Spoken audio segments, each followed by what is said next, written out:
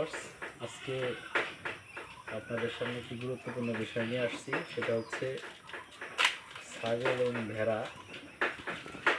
আমি রোগটা বেশ কিছুদিন আগে একবার আমার ফার্মে হয়েছিল। সেটা হচ্ছে অ্যালার্জিজনিত রোগ। এই এই রোগগুলো সম্ভবত বেশিরভাগ সময় আমি যেটা আমার অভিজ্ঞতা থেকে দেখতে পাচ্ছি সেটা হচ্ছে আপনার বাচ্চা দেওয়ার পর পরে এগুলো বেশি হয়। তো আলহামদুলিল্লাহ, এর আগে যে চিকিৎসাটা দিয়েছিলাম আজকেও সেটা দেব। দেখতে পাচ্ছেন ভার্মিক, এই যে ইঞ্জেকশনটা ভার্মিক, এটা হচ্ছে 5 ml এবং 10 ml দুটোই পাওয়া যায়। আরেকটা হচ্ছে অ্যাস্ট্রাভেট। আজকে ভিডিওর উদ্দেশ্য হচ্ছে আমার মতো যারা প্রান্তিক খামারি আছেন তাদের এই প্রবলেম হইলে একটা ডাক্তার ফোন দিলে আসলে তার ভিজিট 500 টাকা দিতে হয়, ওষুধের জন্য এক্সট্রা বিল পে করতে হয়, অনেক ধরনের টাকা পয়সার একটা সম্মুখীন হতে হয়। আপনি যদি একটু ট্রেনিং নিয়ে শুরু করেন তাহলে ইনশাল্লাহ ইঞ্জেকশন আপনিও নিজেই দিতে পারবেন। আমি আমার ফার্মে ইঞ্জেকশন ছোটোখাটো যে চিকিৎসাগুলো আছে আলহামদুলিল্লাহ নিজেই দিই। এখন এই যে যেটা ভার্মিক, এটা দেওয়ার নিয়ম হচ্ছে ছাগল, ভেড়া এবং অন্যান্য প্রাণী 50 কেজি হইলে 1 ml, 50 কেজির উপরে আরও বেশি হইলে 2 ml, আপনি 1.5 থেকে 2 ml দিতে পারেন। আর এই ভার্মিক এই ইঞ্জেকশনটা দিতে হবে চামড়ার নিচে। অবশ্যই ইঞ্জেকশন দেওয়ার সময় লক্ষ্য রাখবেন যাতে এই যে হাওয়াটা পুরোপুরি বের হয়ে যায়, তা না হলে কিন্তু পরবর্তীতে সমস্যা হতে পারে।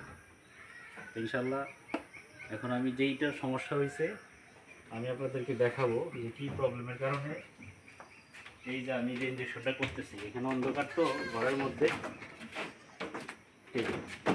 দেখতে পাচ্ছেন আমার এই ছাগলটা 1 সপ্তাহ যাবে বাচ্চা দিচ্ছে। এই যে দেখেন প্রবলেমটা হয়েছে এখানে।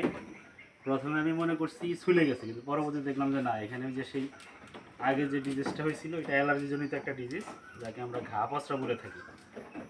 এটার জন্য চিকিৎসার জন্য এই যে এখন ভার্মিক ইঞ্জেকশন করব।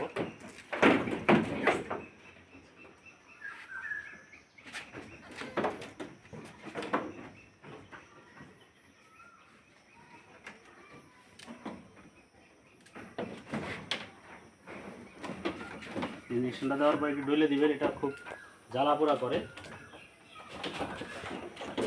এটা হয়ে গেছে। মূলত প্রবলেমে একটা ছাগলের হয়েছে, কিন্তু আমার ওষুধ অতিরিক্ত আছে তো এই জন্য আরও 4-5টা ছাগলকে দিয়ে দেবো আমি।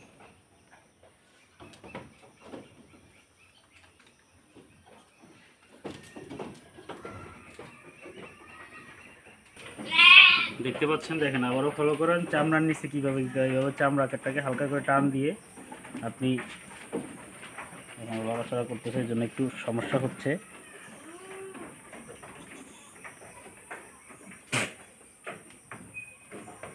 এই যে ইনশাল্লাহ হয়ে গেছে। এখন ডলে দিতে হবে। এটা খুবই জ্বালাপোড়া করে, অবশ্য কোনো সমস্যা নেই, ইনশাল্লাহ ঠিক হয়ে যায়।